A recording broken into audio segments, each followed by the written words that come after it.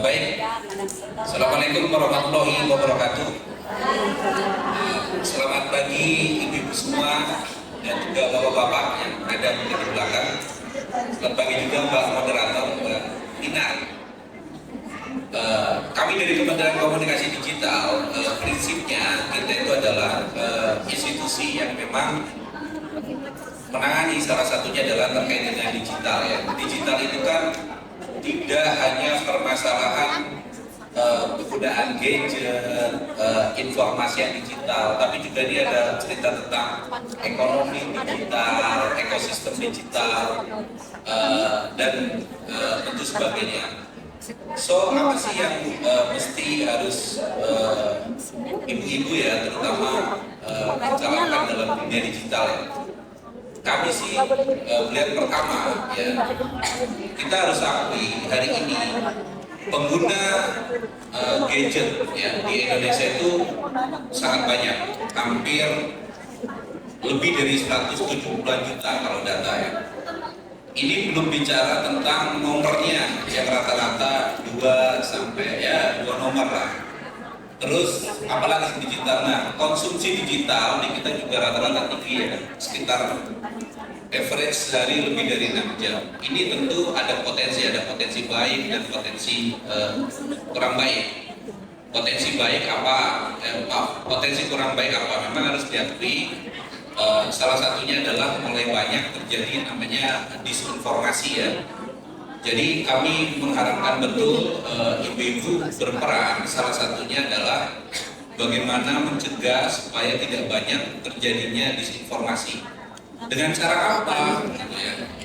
Jadi disinformasi itu bisa kita cegah. Cara yang paling sederhana itu kita berperan untuk mempertanyakan ya. Kalau ada informasi yang di-share di grup WA gitu ya, atau di media sosial, paling nggak tanya, ini sumbernya benar atau tidak gitu ya. Karena apa Bapak Ibu? Dengan kita mempertanyakan informasi-informasi yang kecenderungannya tidak meyakinkan ya. Informasi yang tidak meyakinkan itu apa sih? Biasanya dia meledak-ledak gitu ya. Judulnya gede-gede, hurufnya kapital. Terus antara judul dan isinya tidak sesuai. Dengan hanya kita mempertanyakan apakah berita ini valid atau tidak, itu sudah itu sudah bisa mencegah 60-70% penyebaran berita bohong hanya dengan mempertanyakan. Artinya kami mengharapkan betul kedepannya ibu bapak, ibu-ibu ya terutama kalau dapat informasi bisa lebih disaring. Itu pertama. Terus yang kedua, kita juga baru meluncurkan namanya peraturan pemerintah tentang tata kelola PSE terkait dengan perlindungan anak di ruang digital. Jadi nanti ketika peraturan ini nanti akan berlaku, salah satunya adalah anak-anak ini kita tunda untuk dia bisa mengakses media sosial. Karena apa?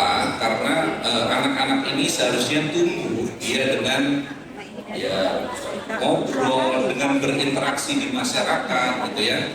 Bukan kita membatasi penggunaan media sosial, tapi adalah menunda sampai saatnya nanti di atas usia 16 tahun dia bisa mengakses media sosial. Dan itu nanti membutuhkan persetujuan ya dari orang tua. Jadi nanti platform itu harus membuat sistem dalam penggunaannya ya. Platform itu banyak ya ibu ya, ada juga media sosial, ada media pembelajaran, ada games dan lain-lain, banyak, hampir puluhan ribu di Indonesia PSE istilahnya.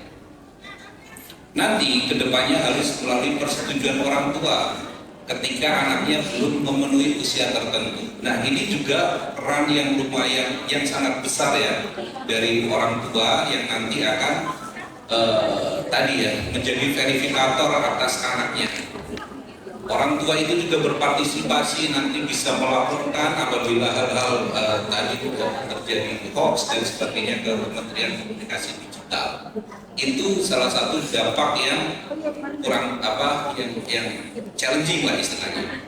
Tapi ada juga dampak yang positif. Harus diakui hari ini sudah terjadi banyak pergeseran ya. Dulu kalau di kami ya Mbak Kinar ya, dulu itu saya kebetulan lulusan komunikasi. Jadi kalau dulu orang-orang lulusan kayak saya di komunikasi biasanya kalau nggak jadi jurnalis, itu jadinya public relations tuh biasanya. Tapi ya hari ini dengan ada dunia digital itu ditemukan orang yang memang kita hire hanya untuk khusus membuat copywriting ya, copywritingnya media sosial, IG gitu ya, Facebook. Terus ada orang yang di-hire memang hanya khusus untuk menjadi konten kreator gitu ya. Artinya dunia digital ini memang kemudian membuka banyak peluang.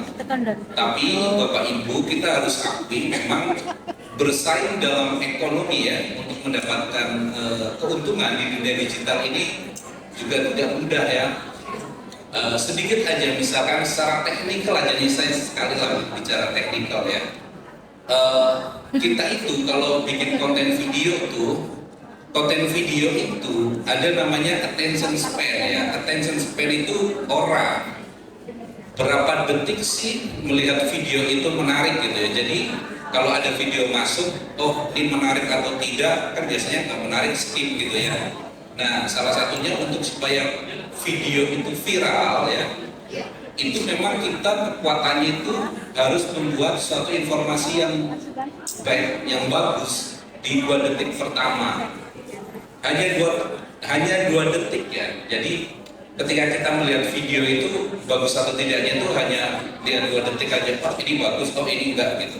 Jadi itu challenging juga bagi para pembuat konten ya, pembuat konten-konten video. Terus apa misalkan dia harus video yang baik adalah horizontal gitu ya. Karena dari riset kita lebih senang masyarakat itu yang viral, kecenderungannya adalah video-video yang horizontal, bukan yang vertikal. Terus apalagi ya, kita ada peluang karena rata-rata masyarakat di Indonesia itu pasti memiliki 6 sampai 7 akun. Saya juga tercatat sebagai Instagram, sebagai TikTok dan sebagainya ya. Artinya dengan banyaknya akun yang dimiliki itu kan tentu challenge juga ya. Ada peluang untuk viral, tapi ada peluang juga untuk dicampakkan gitu ya. Jadi memang ini harus khusus. Saya pikir kedepannya itu bagus juga Mbak Mina, kita mungkin training kali ya dengan Komdigi bisa bagaimana sih cara mengoptimalisasikan konten. Ini kan sudah sangat teknikal ya. Atau misalkan kita bisa membantu supaya platform-platform itu mengedukasi ibu-ibu ya, mungkin di jaringannya Mbak Mina tapi ya. Bagaimana sih menjadi afiliator kan banyak juga sekarang, cukup bikin konten, ngeklik dia dapat kan tiba-tiba banyak lah, ada ekonomi yang banyak tapi juga challenge-nya juga lumayan banyak. Mungkin juga yang terakhir adalah itu kami juga mohon bantuannya untuk terus kita memberikan literasi ya, terutama pada keluarga inti kita untuk bagaimana menggunakan media sosial yang bijak. Yang sering lupa Mbak Tina, biasanya orang ini memandang media sosial itu sesuatu yang lain, padahal tidak. Media sosial dengan kenyataan hidup ini sama. Jadi kalau hari ini kita mencaci maki orang secara langsung ataupun kita mencaci maki orang di media sosial, itu mempunyai konsekuensi. Ya, bahkan di media sosial itu konsekuensi hukumnya jauh lebih berat.